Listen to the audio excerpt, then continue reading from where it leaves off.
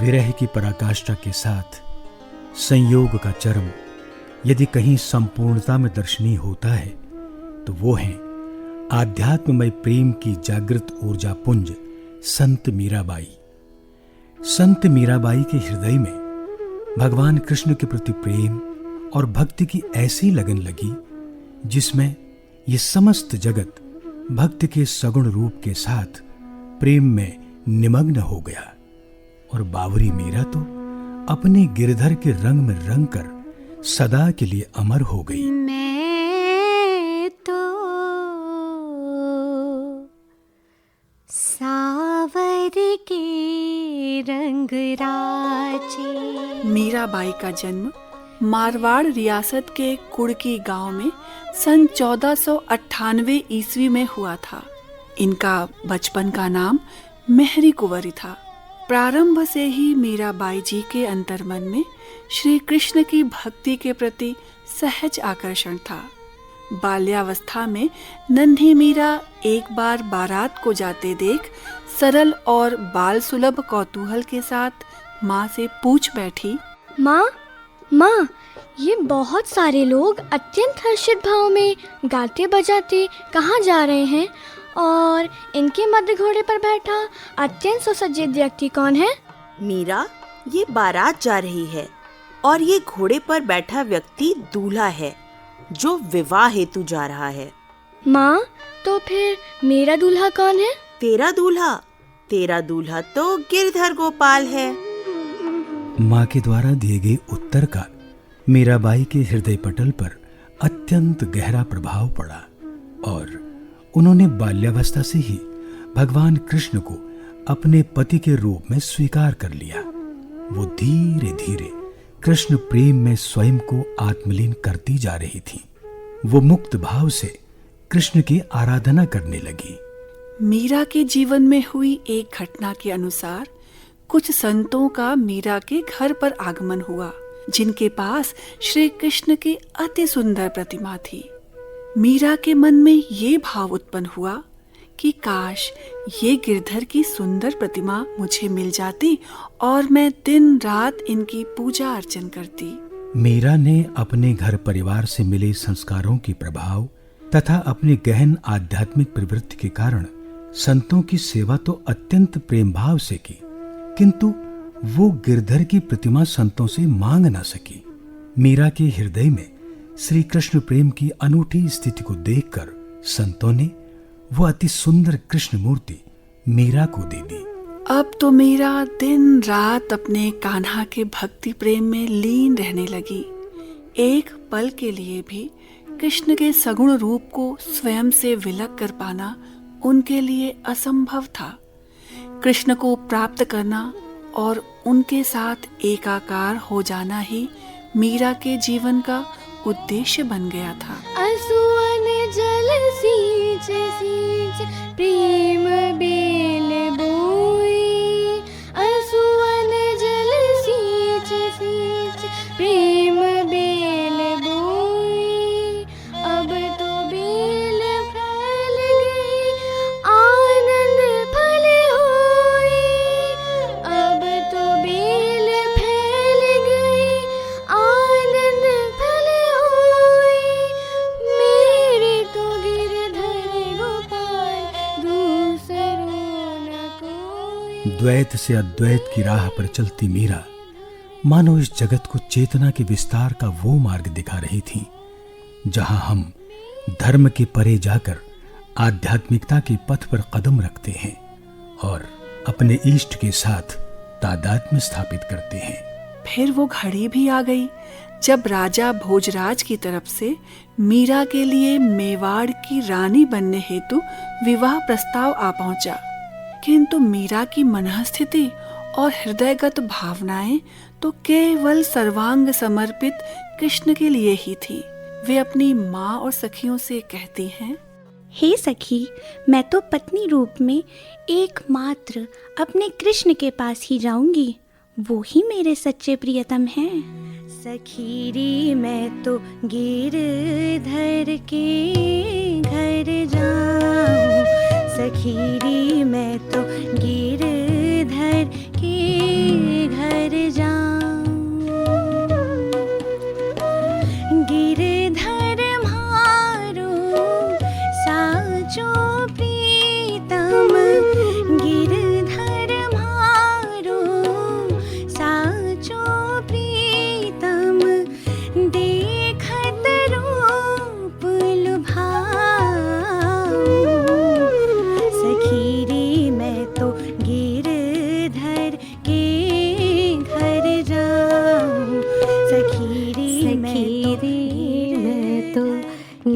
गिरधर के घर जाऊं, सखी रे मैं तो गिरधर। ऐश्वर्य वैभव, मान प्रतिष्ठा प्राप्ति का प्रलोभन भी मीरा को उनके कृष्ण के प्रति एक निष्ठ प्रेम से किंचित भी डिगा न सका। एक तरफ परिवारजनों की मान मनुहार और दूसरी तरफ मीरा का कृष्ण के प्रति समर्पण। इस अति दुविधापूर्ण स्थिति में श्री कृष्ण की अंतः प्रेरणा से मीरा ने विवाह हेतु स्वीकृति प्रदान की। विवाह में सप्त फेरों के मध्य भी मीरा ने अपनी प्रीतम कृष्ण की प्रतिमा को अपने साथ ही रखा। राजा भोजराज से विवाह पश्चात मीराबाई मेवाड़ की रानी बनकर अपने ससुराल चित्तौड़गढ़ आ गईं। गृह प्रवेश के समय वे अपने गिरधर गोपाल को लेकर किले के प्रांगण में आईं।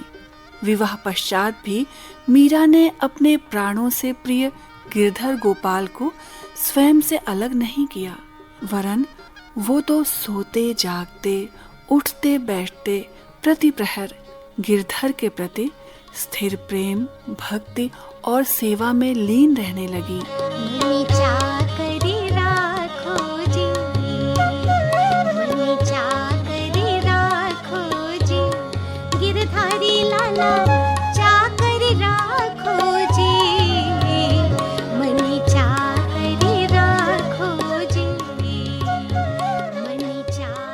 एक तरफ मेवाड़ की महारानी तथा राजा भोजराज की पत्नी के रूप में दायित्व एवं कर्तव्य, वहीं दूसरी तरफ मीरा का कृष्ण के प्रति पूर्ण समर्पित, अत्यंत पवित्र, निर्विकल्प एक निष्ठ प्रेम। श्री कृष्ण के प्रति मीरा का प्रेम कभी कभी उन्हें प्रश्नों के घेरे में खड़ा कर देता। मीरा, भगवान तो भगवान है, संपूर्ण जगत के पालक हैं, उनका समय समय से पूजन अर्चन करो, किंतु तुम तो दिन के 8 प्रहर कृष्ण के ही चरणों में बैठी रहती हो। मीरा, परमेश्वर का अर्चन तो परमेश्वर की ही तरह उचित है।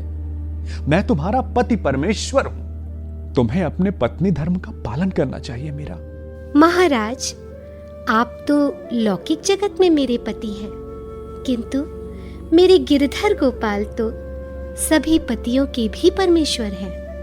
संपूर्ण जगत के परमेश्वर ही मेरे पति हैं। उन्हीं गिरधर गोपाल के प्रति मेरे सर्वस्व समर्पण से मेरी आत्मा को परम शांति की प्राप्ति होगी। मीरा मेवाड़ के राजमहल में अपने प्रिय गिरधर गोपाल की भक्ति में लीन रहती। जिस तरह एक सच्चे और नेक काम में बहुत सी बाधाएं आती हैं, उसी तरह मीरा की प्रतिदिन की अटूट भक्ति और कृष्ण की अपलक प्रतीक्षा से उनकी ननद उदाबाई को परेशानी होने लगी। भाभी साहब, आप कुल की मर्यादा को क्यों नष्ट कर रही हैं? रात दिन आप कृष्ण की सेवा टहल करती हैं और उनके सिवा आपको कोई भी नहीं दिखता। एक महारानी और पत्नी होने के नाते आपके और भी तो कर्तव्य हैं, उनका पालन आप क्यों नहीं करती? उदाबाई सा, तुम्हारी बात सांसारिक रूप से तो सही है, किंतु जिन कृष्ण को मैंने बचपन में ही अपना पति परमेश्वर मान लिया था, उन कृष्ण के सम्मुख यह सामाजिक दायित्व, कर्तव्य, मान मर्यादा, वैभव इत्यादि सभी कुछ अर्थहीन है। उन्हें तो प्रेम भरा हृदय ही भाता है, और मेरे उस हृदय में कृष्ण के सिवा कुछ भी नहीं बसता है। मीराबाई को जब महल का वातावरण अपनी सेवा भक्ति के लिए उपयुक्त प्रतीत न हुआ, तब वो नगर के बाहर स्थित एक कृष्ण मंदिर में नित्य प्रति दर्शन को जाने लगी। वो नए नए पदों का सृजन करती और अपने कृष्ण की भक्ति में प्रायः गाती गाती लीन होकर नाचने लगती। भगवान कृष्ण के प्रेम में सराबोर मीरा को निज की सुध-बुध ना रहती। आसपास के लोग भी ऐसी दिव्य प्रेम की झलक पाकर आनंदातिरेक में विह्वल हो जाते और मीराबाई जी के संग गाते बजाते और उनका अनुसरण करते। कोई रोके नहीं, कोई टोके नहीं, कोई रोके नहीं, कोई टोके नहीं, मीरा गोविंद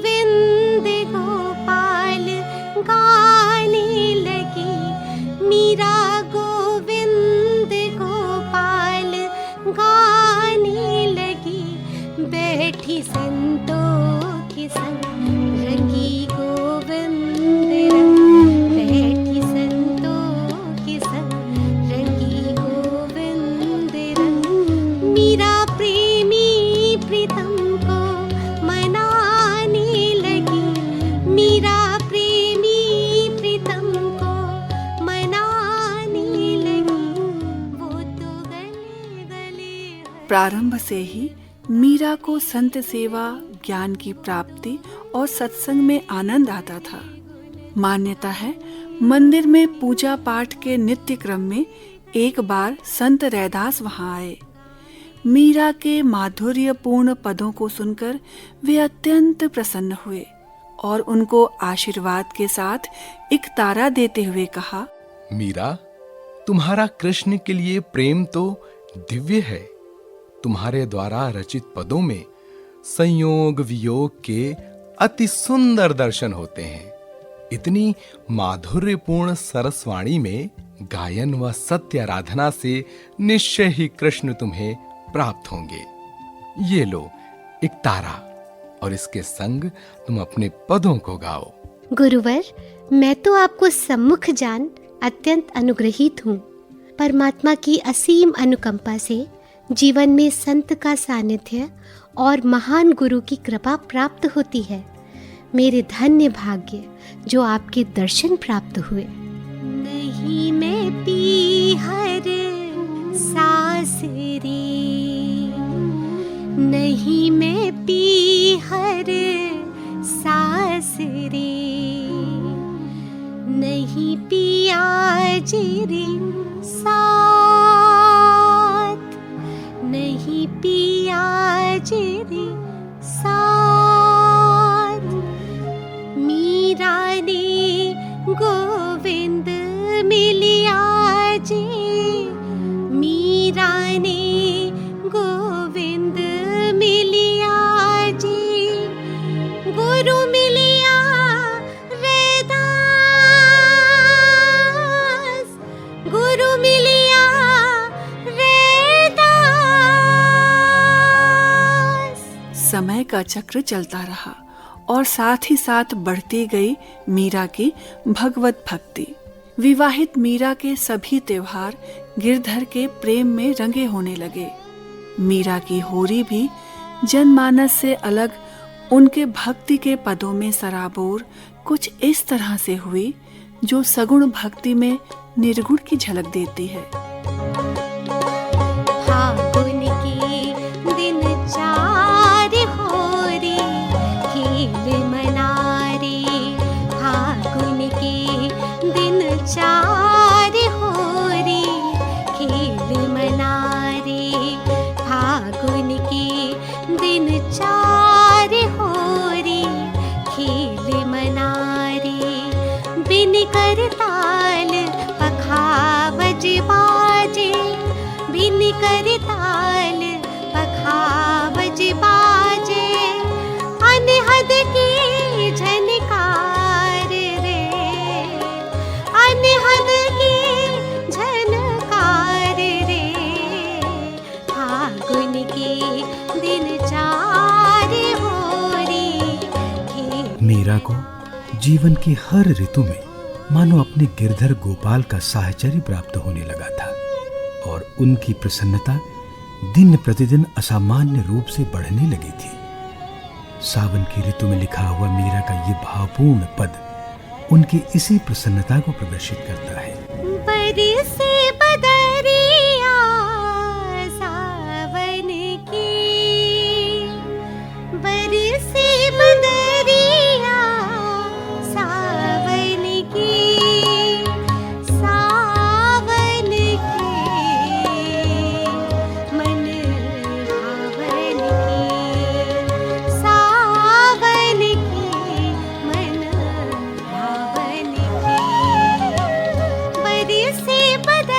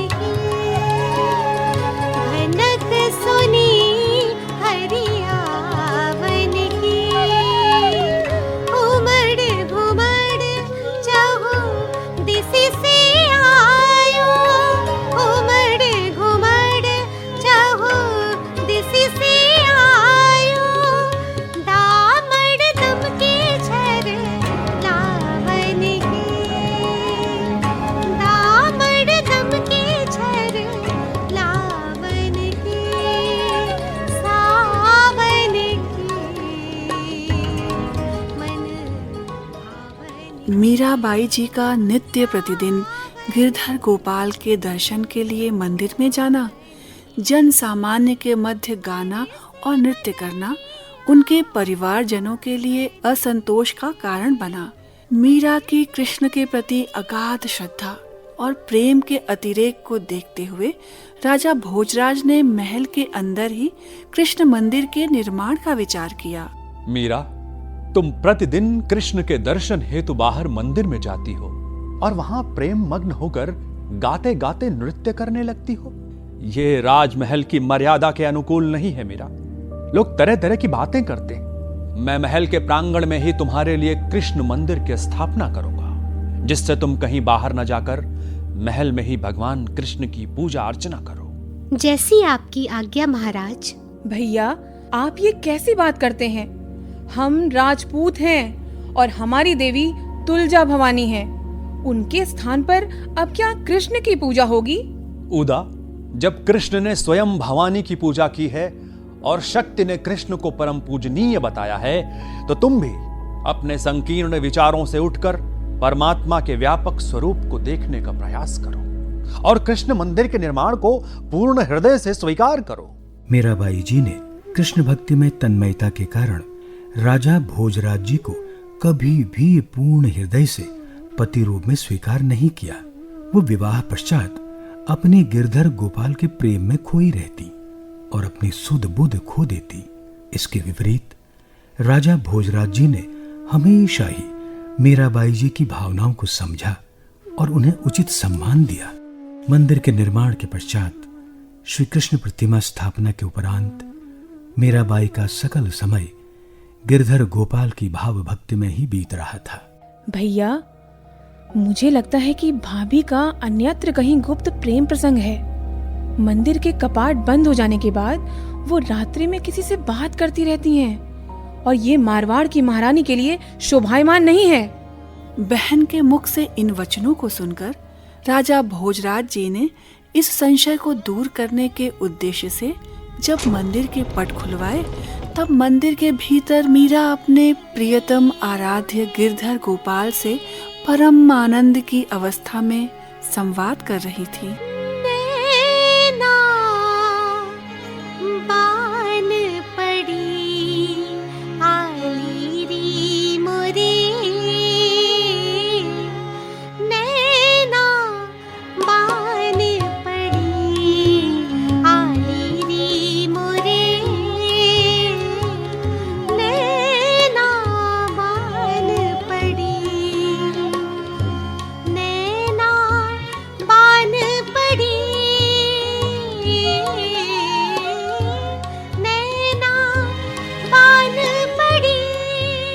अगम को सुगम बनाने का अभ्यास ही भारतीय संस्कृति में साधना का पथ है।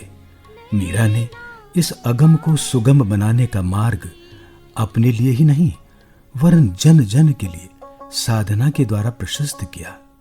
मीरा स्वयं कहती हैं, मीरा भगति करे परगट की, मीरा भगति करे परगट की, मीरा भक्ति और प्रेम के कारण खटखट वासी कृष्ण मीरा के हृदय में प्रकट हुए, जिसे मीरा ने अपने दिव्य नेत्रों से देखा। मीरा के कृष्ण प्रेम का ये रूप देखकर राजा भोजराज को दुख तो अवश्य हुआ, किंतु उन्होंने सदैव एक सहृदय पति की भूमिका निभाते हुए अपनी मृत्यु पर्यंत मीरा का साथ दिया।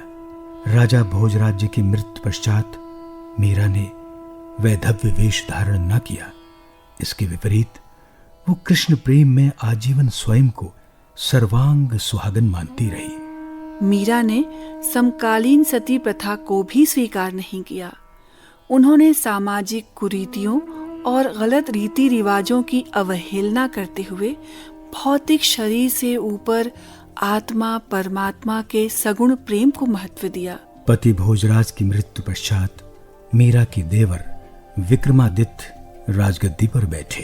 प्रारंभ में मीरा का कृष्ण के प्रति प्रेम बेहद निजी था, किंतु उत्तरोत्तर गिरधर के प्रेम में दीवानी मीरा चित्तौड़ के किले से निकल जाती और संत समागम और सत्संग में भाग लेती। वो प्रायः धार्मिक उत्सवों में प्रेम मग्न होकर आम लोगों के साथ नाचने गाने लगती। राजा विक्रमादित्य, जो स्वभाव से बेहद कठोर थे, उनको मीरा का जन सामान्य के साथ भजन कीर्तन और नाचना बिल्कुल भी अच्छा नहीं लगा। उन्होंने मीराबाई को मारने के अनेक उपक्रम किए। फूलों की टोकरी में सांप भेजा, जो मीरा के लिए फूलों का हार बन गया। कांटों की सेज भी मीरा के लिए फूलों की सेज बन गई। मीरा को जहर का प्याला भी दिया गया, किंतु मीरा की अटूट श्रद्धा के कारण विष का भी उन पर कोई भी प्रभाव न पड़ा। जब ये यातनाएं मीराबाई जी की भक्ति में बाधा बनी, तो उन्होंने श्री कृष्ण भक्ति के केंद्र वृंदावन की ओर प्रस्थान किया। चलो मन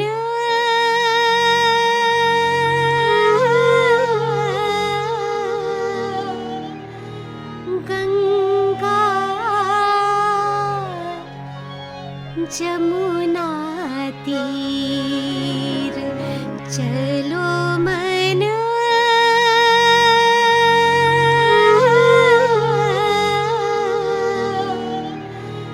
गंगा जमुना तीर, चलो मन गंगा जमुना तीर, गंगा जमुना। एक जनश्रुति के अनुसार जीव गोसाई वृंदावन में वैष्णव संप्रदाय के मुखिया थे। मीरा जब उनसे मिलने पहुंची तो उन्होंने मीरा को ये संदेश भेजकर मिलने से मना कर दिया कि वो किसी स्त्री से नहीं मिलते हैं।